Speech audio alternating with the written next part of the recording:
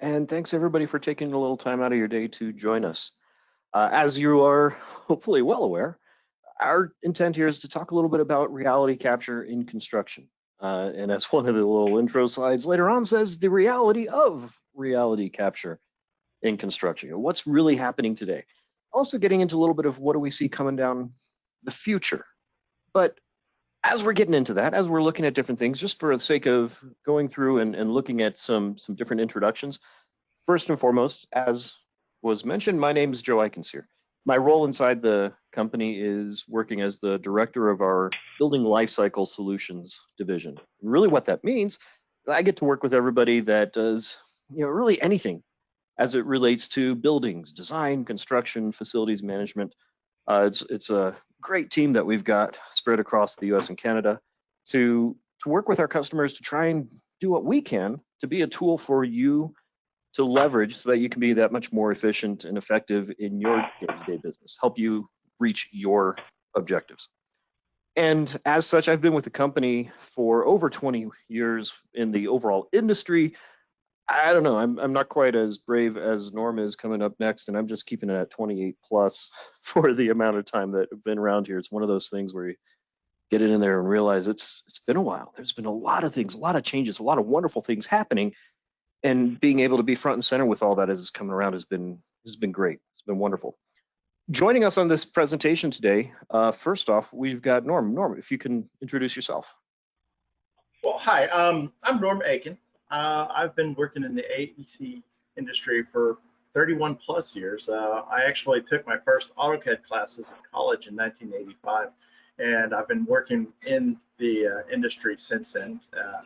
I love to implement new technologies, build different workflows, introduce people to new ways of thinking.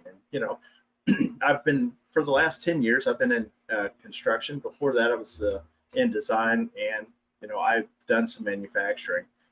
But, I love to train teams on how to work with the new processes, how to build those things, and how to build the excitement on what's in the future. And so I'm one of the instructors for AGC that I do train on the BIM certification that they have, and I specialize in reality capture, both AR, VR, the Autodesk BIM 360 platform. I just love being able to teach on that and talk that, and I've been using Revit for, well, since 2003, and so I've been around the industry for a while. So I'm one of the senior applications experts at Imagine It, and I'm glad to be here. Jeff? Awesome. Thanks, Norm.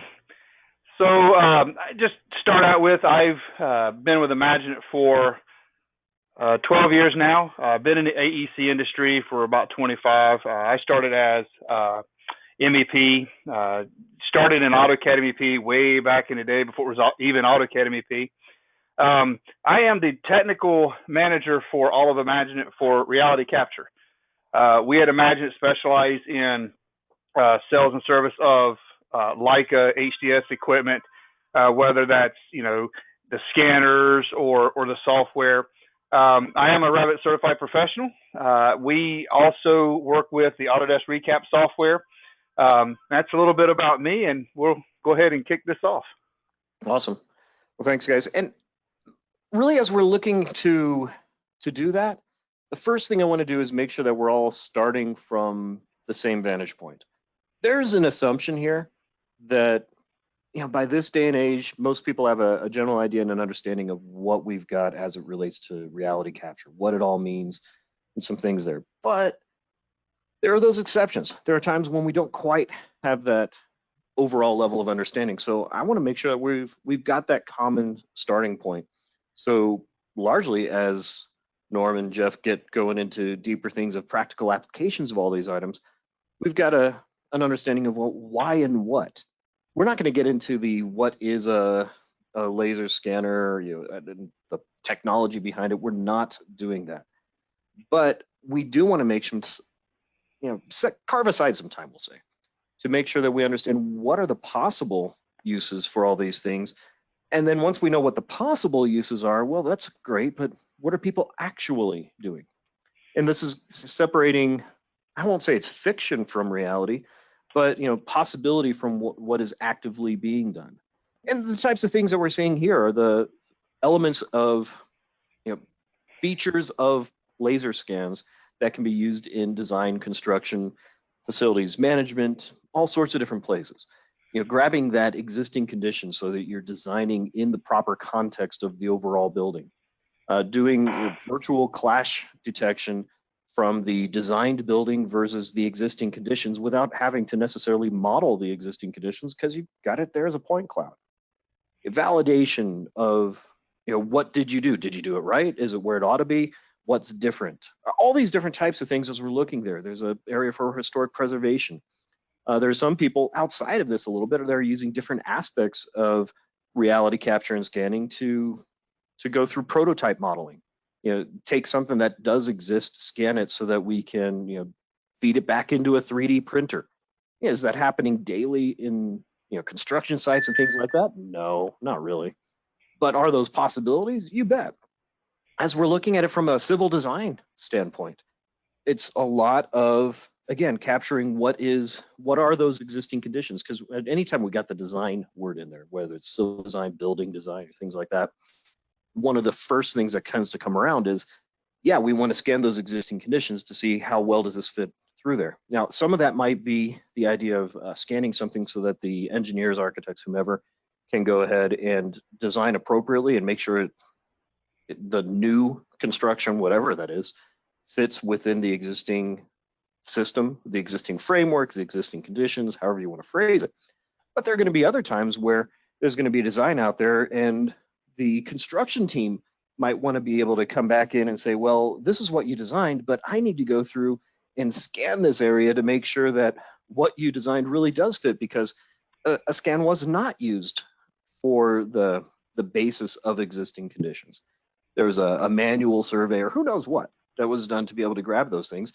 And so then they wanted to turn around and get that other real data coming through there, and then pull that information to any number of different applications, whether we're talking, this Revit thing, Civil 3D, Navisworks, InfraWorks. I mean, the list goes on and on of different places where that point cloud data can become useful.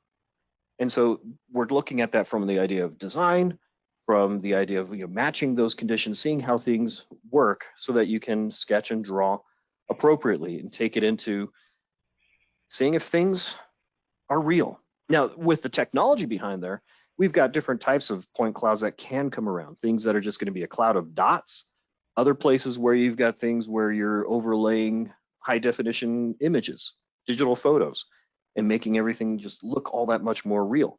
There's going to be some different things that you need to pay attention to when you're grabbing this data to say, well, what level of accuracy do I need?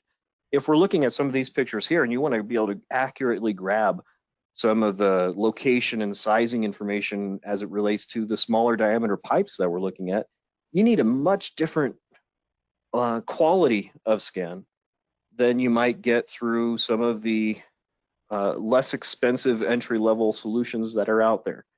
Not naming names, don't want to smack on anybody, because there's one of the things that we'll end up getting into is making sure that you are using the appropriate solution for the challenge that you've got in front of you.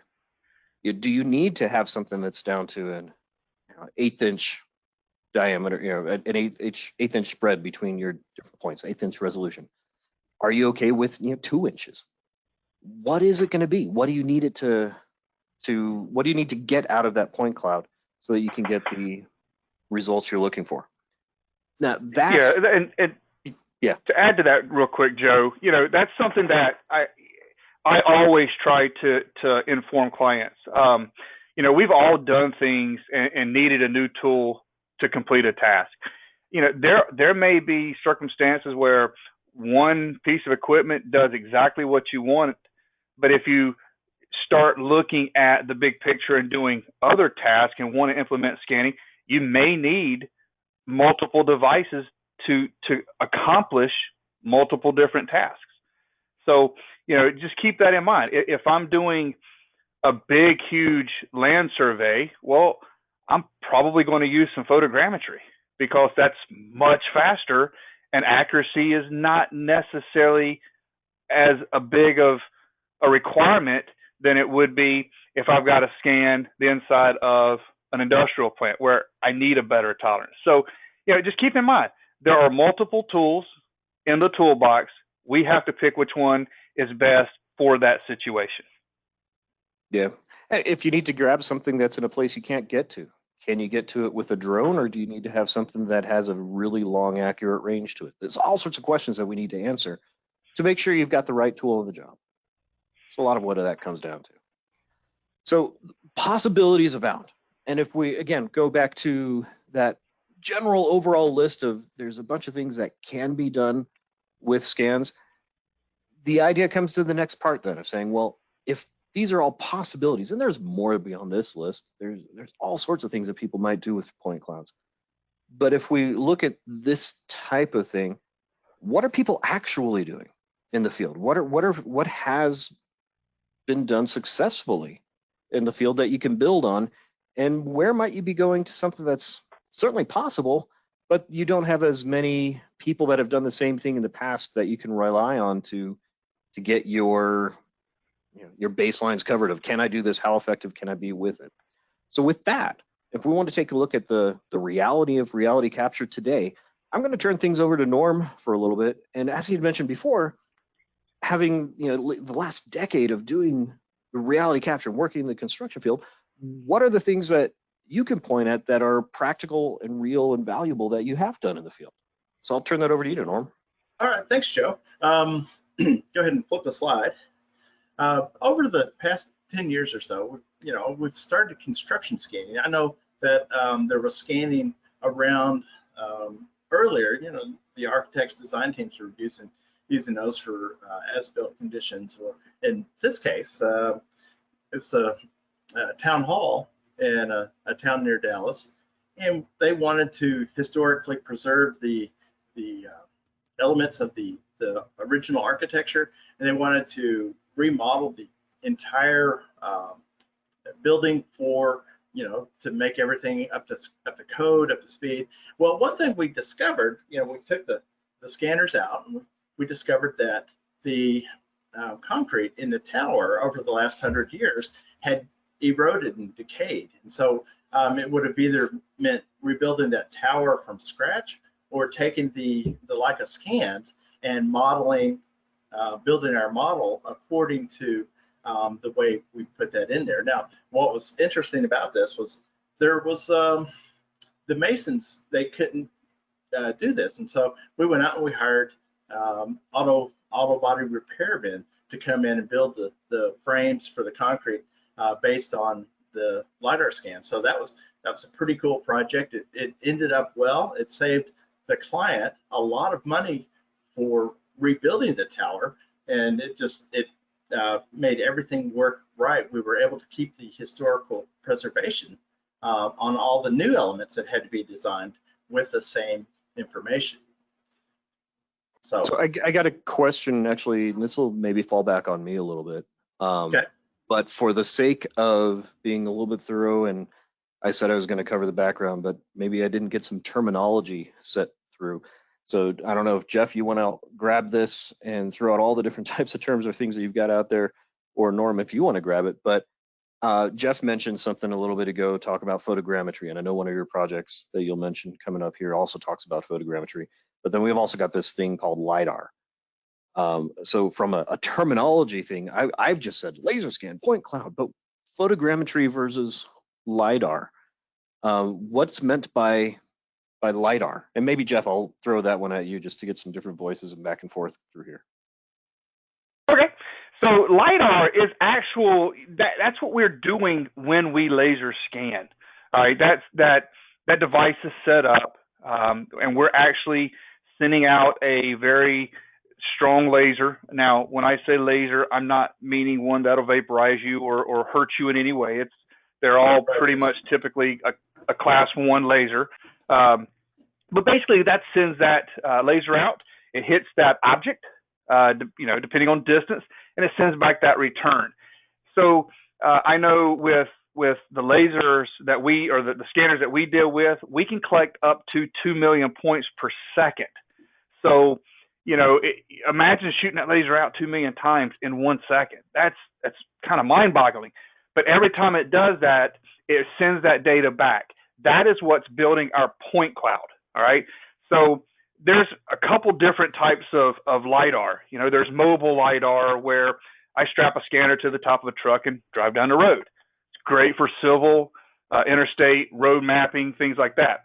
We also have fixed LiDAR, which is more traditional of probably what we're used to seeing, where I take the scanner out, I set it up in part of the building, I scan, I'm done, I move it, I repeat that process to get an accurate 3D point cloud of that area.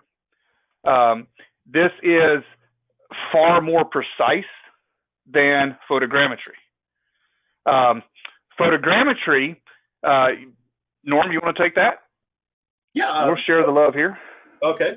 So photogrammetry, it's building a model. It's not a precise model as a laser scanner or a LiDAR scan, but you're building a model based on the photographic elements. And a good example is if you want to model the inside of your house, you go around with your camera, and there's certain steps that you have to take to do that, but you can produce a model with a minimum of 40 photographs in Autodesk FreeCAD. And what it does, it'll build the model. Matterport uses it as well, but it'll build that model based on the common angles, the common locations of the photographs. So it's not as precise, but it can put the entire thing together. And so typically what you want to do is to have your camera on 4 different levels.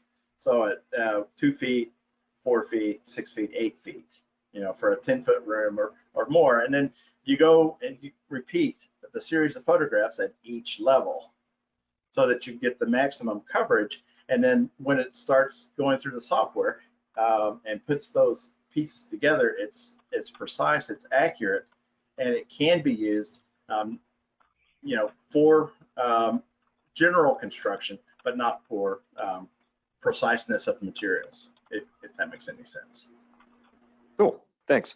So really, photogrammetry, a little bit easier, less accurate than LiDAR, but LiDAR is going to be the typical thing that we'll look at when we think of, oh, this is a laser scan. Laser scan equals LiDAR. Correct. Cool. Awesome. Correct. Yeah.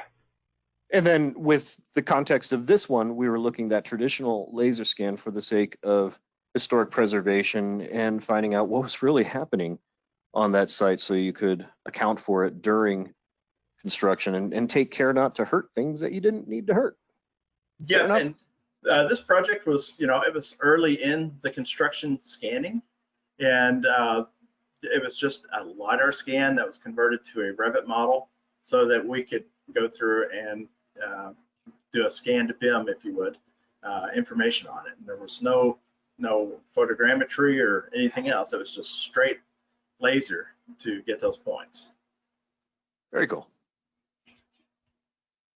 So then, assuming here we go to example number 2 of reality of what people are doing today. So again, this was a historical preservation, and the building that's prominent here, that was built in, I want to say it was 1920, and at the time it was done, it was 2010.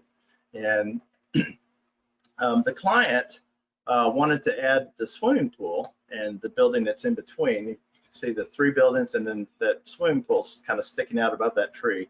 But they wanted to add that entire section to the building that was built in 1920 and the other building, which was built in 1945. Okay, so they wanted to scan the entire building for a couple of reasons. One, to make sure that everything is correct, to make sure that they have the lines going from existing floor to floor so that they're not off and they have to do that. Well, in the process of this scan, the LiDAR scan, we discovered that the south wall, which is the back side of this building, had actually sunk about a foot It was 11 point something inches, and so it had sunk in the mud over the last 90 years, so that every single floor plate was sloped to the south by a foot. So that had to be shorn up and corrected. And we saw all of that information in the scans, and with the photogrammetry, we were able to walk around the buildings and get the matching corners to line up from building to building. And that swimming pool area is, I want to say it's 60 feet between the two buildings. And so we had to get all of that lined up. Now, the building built in 1945, when we scanned it, it showed no sinking of the back walls. And so we had to, go back into the underground area, which we took the scanners into the underground and found out that this first building was not on a foundation, but on clay. And so that's why it sunk. So again, the foundation had to be reestablished under this, and we found all that out from the scans. And the photogrammetry helped us to line all of those components together, so that when they put that new addition in, it went in, fairly easy. Very cool. So then, as you're looking at that one, I'm just looking at the picture and the style of the buildings and things like that. Was there anything done in scanning or photogrammetry to help try to make sure that the design style was a decent blend of that, or was that part of the intent of photogrammetry on this one?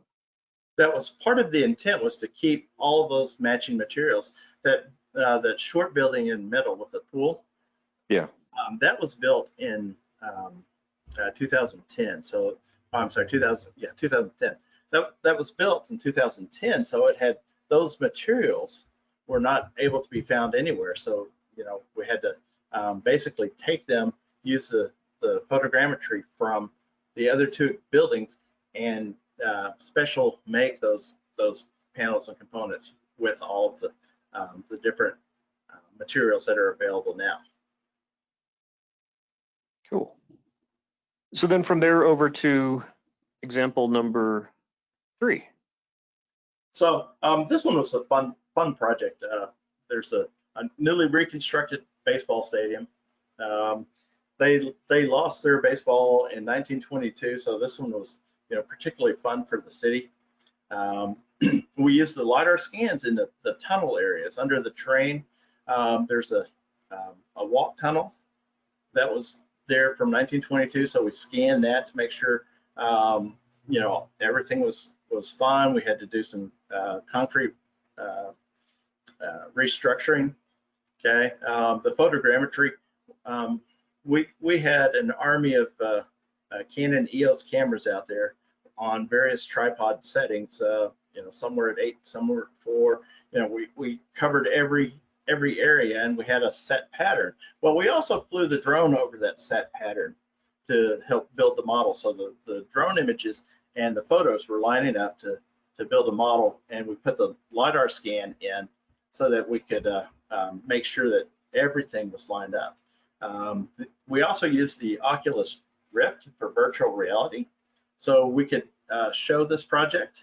We could show this to other people, to clients. We could show it to our coordination teams so that they knew everything that was there. And even though it's only a 2-story building, you get on top of it with the virtual reality on, you turn the gravity on, and you're kind of starting to feel a little dizzy, because you're like, oh, this looks like it would be fun to fall off of. So we were able to use all those technologies in one project. And of course, we got the plans for this project. It was late November. We got all those plans, and they started playing ball on May 18th. I remember that because it's my anniversary. My wife was like, "You're taking me to a baseball game for our anniversary?" So I was like, "Yeah, anytime I can go to baseball, yeah." So, but we did use that. They also on the trains, the train designer called us and asked if we could photograph those. in photogrammetry so that they could have a model of the trains as well. So it went more than just the stadium. And the challenge of this stadium was we couldn't fly the drone over 150 feet because the flight path for the airport next door was 176 feet. And the light poles come in at 125 feet.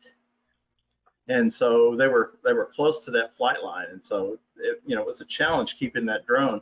I want to say right here at this level, it was 150 feet up. So. Were there any particular challenges that you had in trying to blend all those technologies together? Because you got data from all these different things and making them line up. Was it a piece of cake, or were there gotchas that you learned in the process? There were a few gotchas that we learned in the process, and the biggest one was that all of the subcontractors needed to be trained on how to use the technology. We said we're going to do these things, and they were like, "Oh, I don't even know how to model in Revit." So we had to back up, train all of the subcontractors to work in that. And one of the biggest problems was the electrical. Because there's an underground electrical cable that goes right across the center of the field there and comes up where those two buildings join together. And it was a challenge because the site plan, that we were working on wasn't completely aligned with the tunnel that we started. And so it was the fault of just not getting out there and measuring from the monument point correctly. And so, lessons learned there is, have the monument coordinates and make sure that gets translated to all of the team members involved in this. Cool. And with all the effort that you had to go in through that, I mean, it's one of those, well, yeah, of course, types of questions. But you found it to be worthwhile to go through that effort and to go through the challenges of blending all these things together for the sake of the project. Is that fair? Yeah, that's fair. And then once it was done, of course, playing baseball 6 months after the project was assigned, when we started, there was nothing but dirt and the existing tunnel from 1922.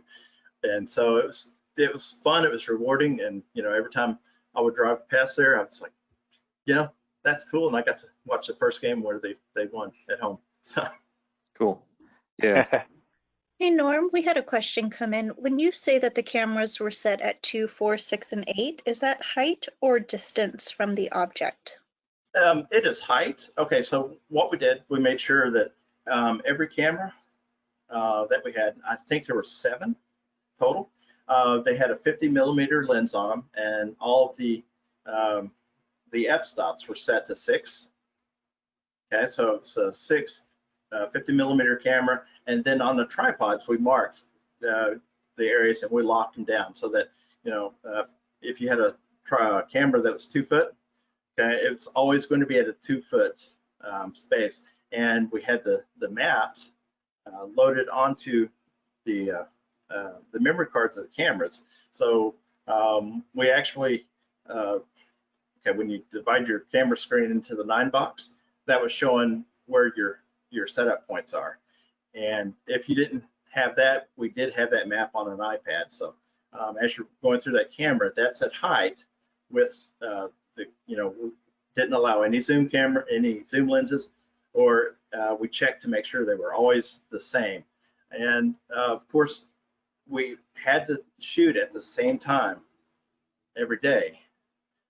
So we didn't get that sun rising in the east or going down in the west. It's usually between 11 and 2 when the sun was high in the sky when we took those photos. So that's kind of a lesson learned on photogrammetry. If you've got a lot of shadows, they're going to mess up your model. Yeah, that's actually something I hadn't really thought about, is making sure that you're taking at the same time each day.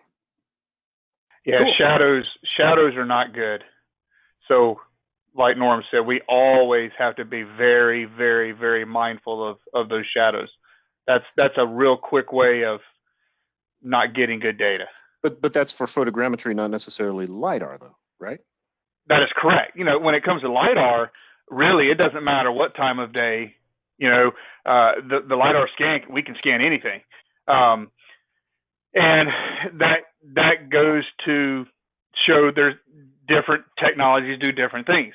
With LiDAR technology, I can, if I don't need to take nice, beautiful pictures, I can actually scan in pitch dark. So with LiDAR, light is not necessarily needed. So it's basically the only light I'll need is if and when I want to take pictures for a colorized point cloud. That was a good question, by the way. Well, thank you, sir. Or thank whoever taught it, whichever way that went. Awesome. Okay, so then from there to next sample, example. So I've you know, since that first project, you know, I've LiDAR scanned, you know, different buildings, different data centers, high-rise buildings, and data centers are unique because they want to go one step further.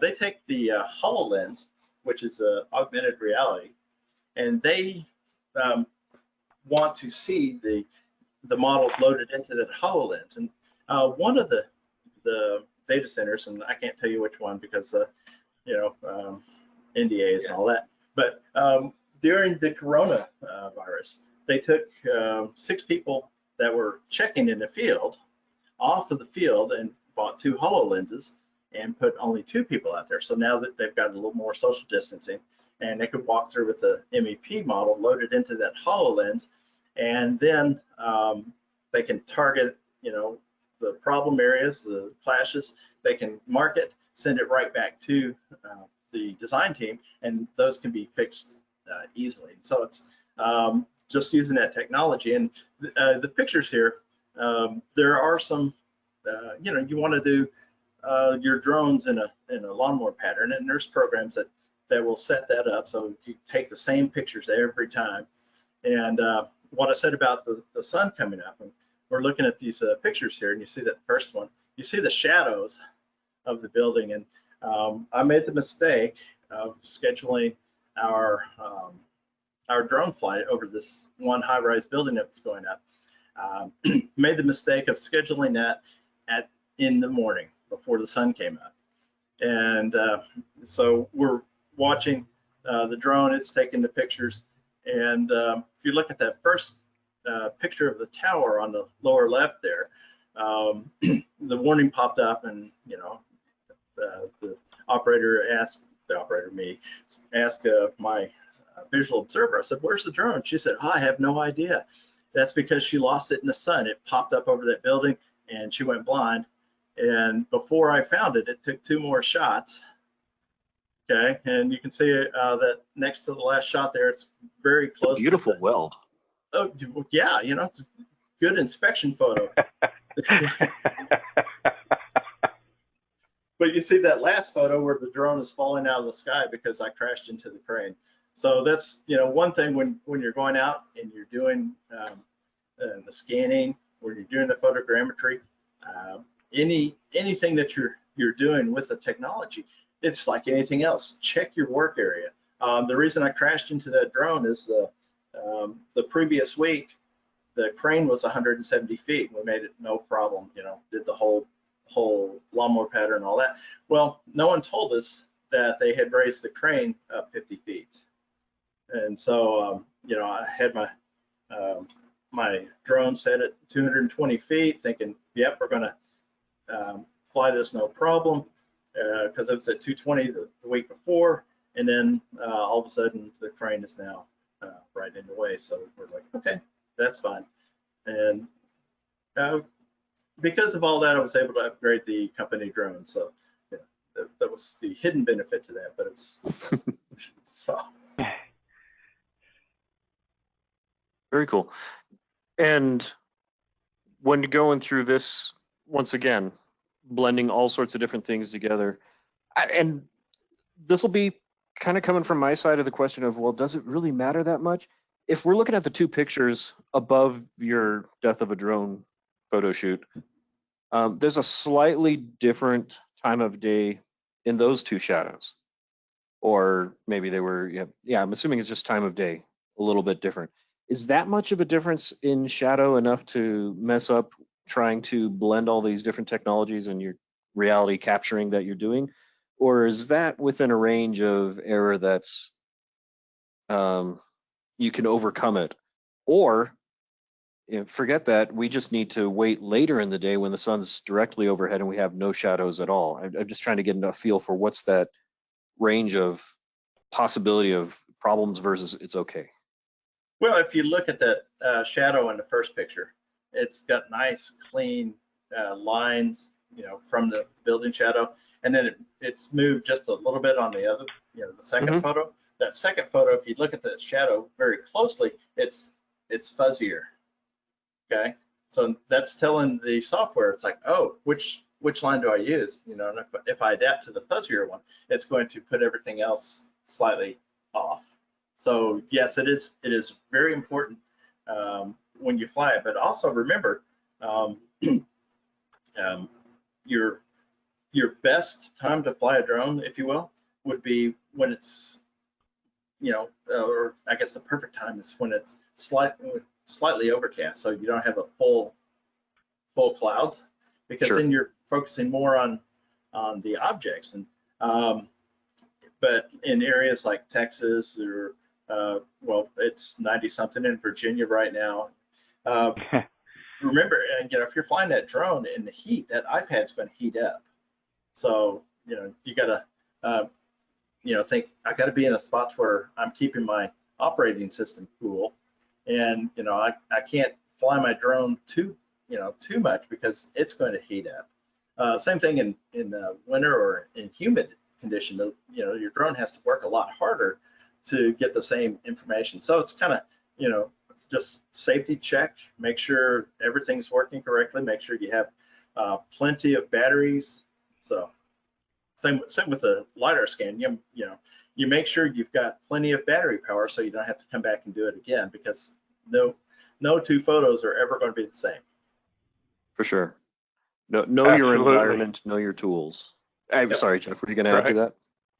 No, I was 100% agreeing with him. It's you got to know your limitations. Cool. So those are some examples of what we had there. Yeah, there's a lot talking about mixed things, but what people, Norm in particular, have been doing, are doing today, whether it's a mix of drones, LiDAR, traditional scanning, different aspects of photogrammetry, taking photogrammetry from a drone or from a regular ground-based camera. One of the things I'm getting out of this is also making sure that, and when you're going through this process, you need to make sure that you're going through a process that is highly repeatable if you're going to be doing this to scan progress against the project, so that you've got consistency across all the different data sets that you're collecting over time. Very cool stuff. So with that, let's pause there for a minute and kind of change our vision for a little bit, where all these were different things that are practical ways that scanning has been done in construction today to track it, to validate conditions, to make sure that we're handling historic buildings, all these things that Norm was talking about. But when we go past that, there's also the idea of, if that's what people are doing today, what's coming later?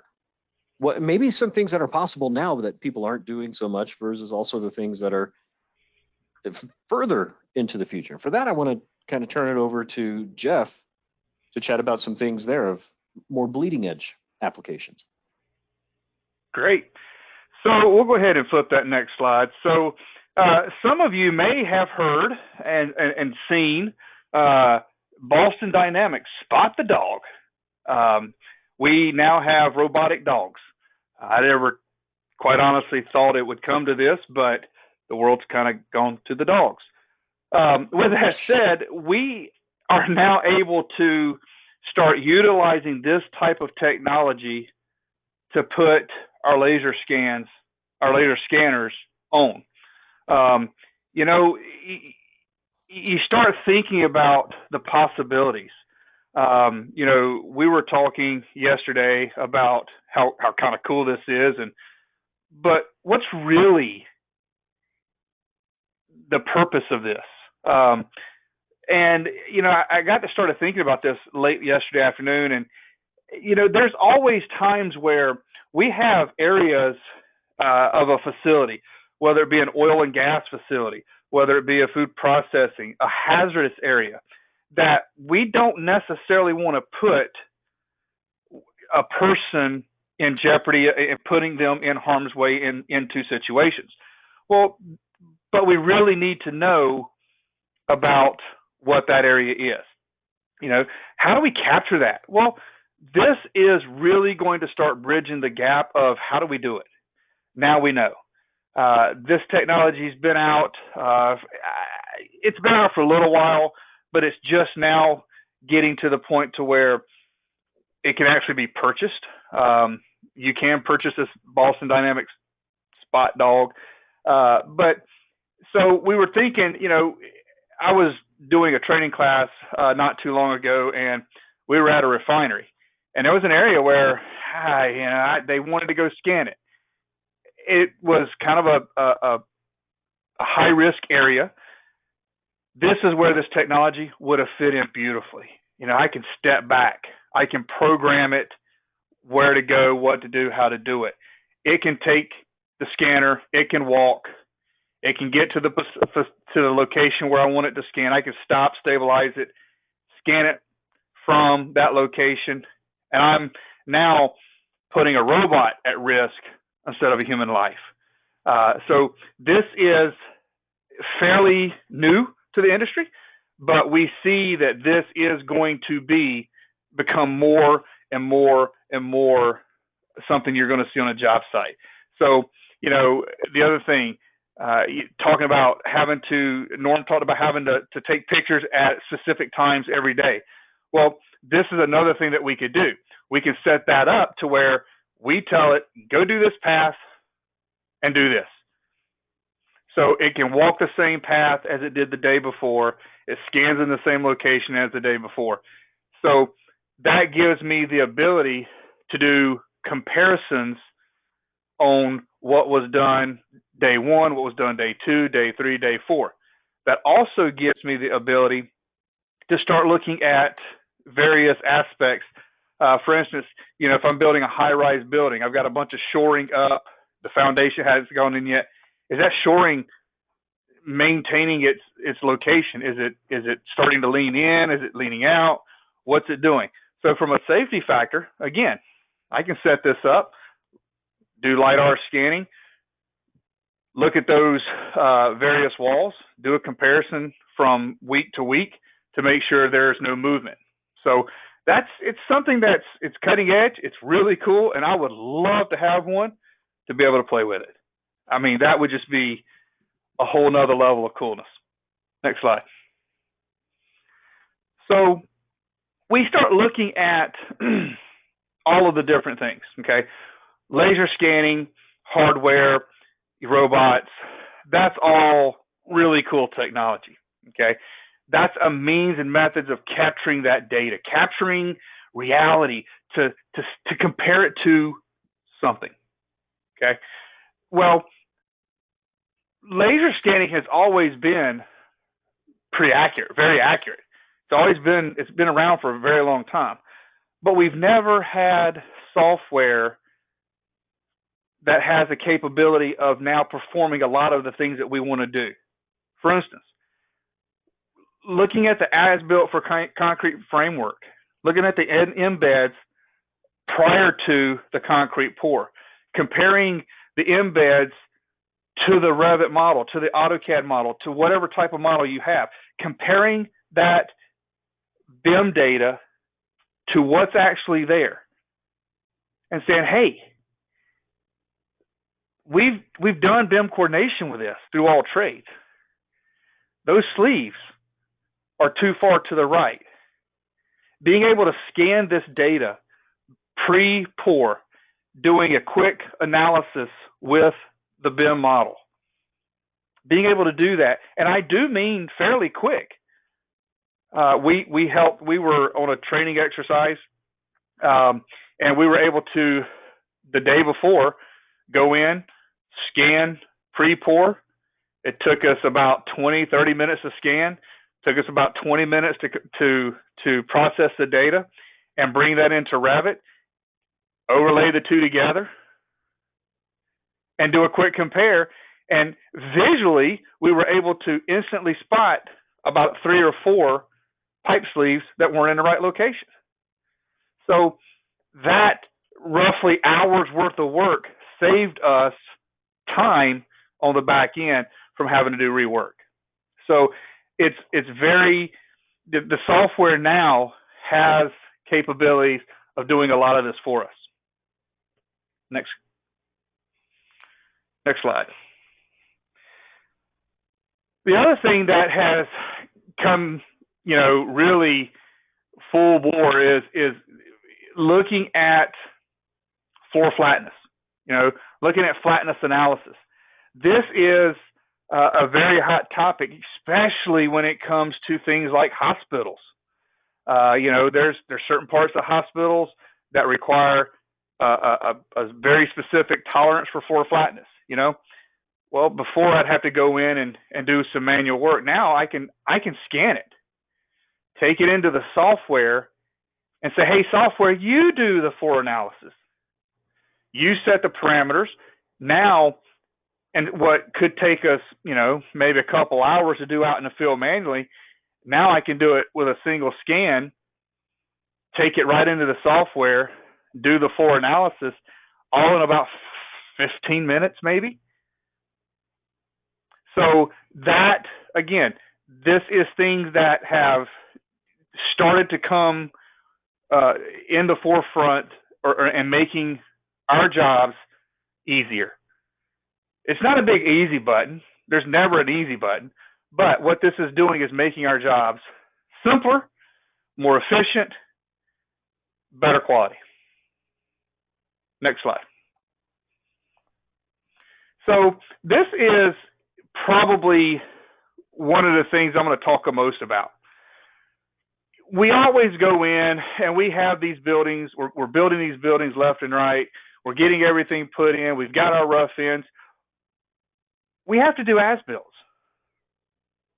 We have to potentially turn those as-builts over to owners. So one of the things that I am very passionate about, and I try to use this and teach this as much as possible, is before we close up, we should scan it. Before I'm in a hospital. We'll just stick with a hospital terminology.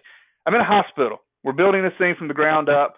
I'm putting in pipe, cable tray, conduit, duct, everything that goes into the building. Before I close up any wall, why don't we scan it? It doesn't take that long. But what I'm doing is I am capturing reality. I'm capturing what's physically there, dimensionally accurate, with photographs, all in about 2 minutes per scan. I take that data. I continue to scan. I continue to compile this data. All right. Things are getting put in each day. Maybe once a week I go in, I just start scanning things. Before we start, jipping up the walls and things, I get all that collection of data. All the walls go up. All of that's put in. Before ceilings are put in, I try to get all that scanned.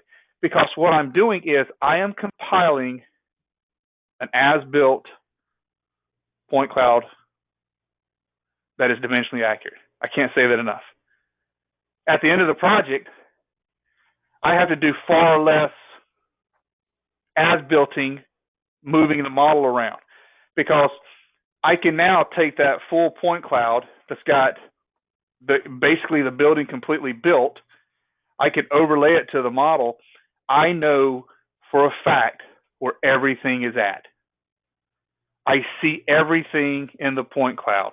I see where, the vent line is going up in the wall. I see where electrical is routed through the studs.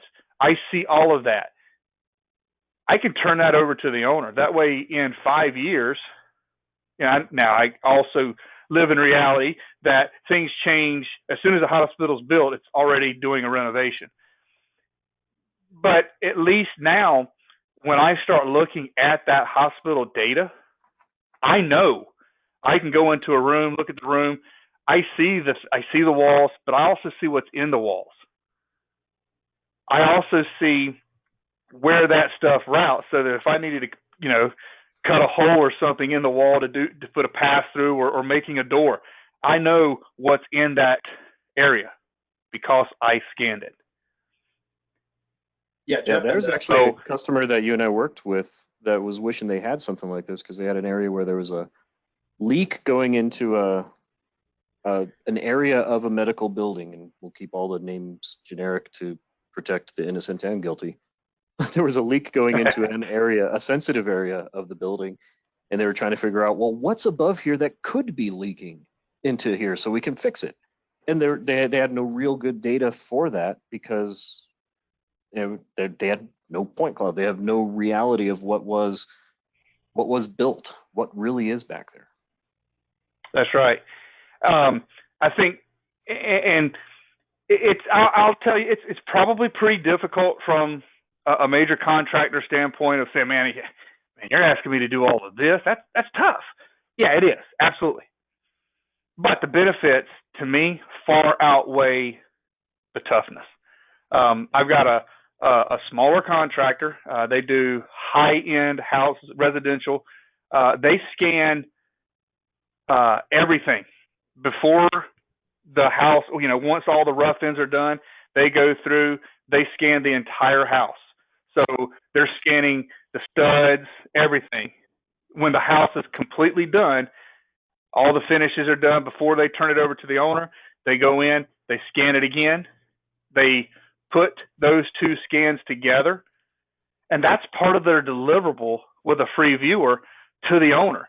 So the owner, and they teach the owner how to look at that point cloud data so that if the owner wants to make modifications, they've already got an accurate sample as-built model of their house. So it's a lot of work, but to me, it's well worth it. It's a lot of risk mitigation. Cool. I appreciate that. Yep. Yeah, and as we're wrapping up, and we're short on time, so we'll make sure we get to some questions here before we go. Sorry to talk over you, Norm. But I just want to be able to point out something as we're coming along and working our way out of here. There's a lot that's been going on that is reality of scanning and reality capture and all those things through there. There's also a lot of places for opportunities to learn what we're talking about here and all the software that goes into this, the AutoCADs, the Revits, the Civil 3Ds, the recaps, and all those things. One of the things that we've got going on as a promotion right now, just to make sure that I'd be remiss if I didn't mention this on our way out, that we do have a promotion going on for our live online classes. Some related to the content that we have here as far as live online classes go, but then also a lot that goes well beyond everything that's part of this particular conversation. 30% off, so not a bad deal. It's live online, so completely socially distanced. It's live, meaning it's instructor led. It's the exact same class that we have when you're in person. We're just delivering it virtually through a virtualized classroom. You're taking over. You don't have to even have the software on your system. You just need to have a computer with an internet connection and a phone line or audio through the computer, something like that, so you can get into this classroom and join people learning about whatever it happens to be out there. So if it's a possibility, absolutely take that on, have fun with it. It's a great way to get some learning going on your backyard and make it happen. So with that, I'm going to say, hey, thanks everybody for coming and joining us and letting us wax poetic on all things that we're obviously really passionate about.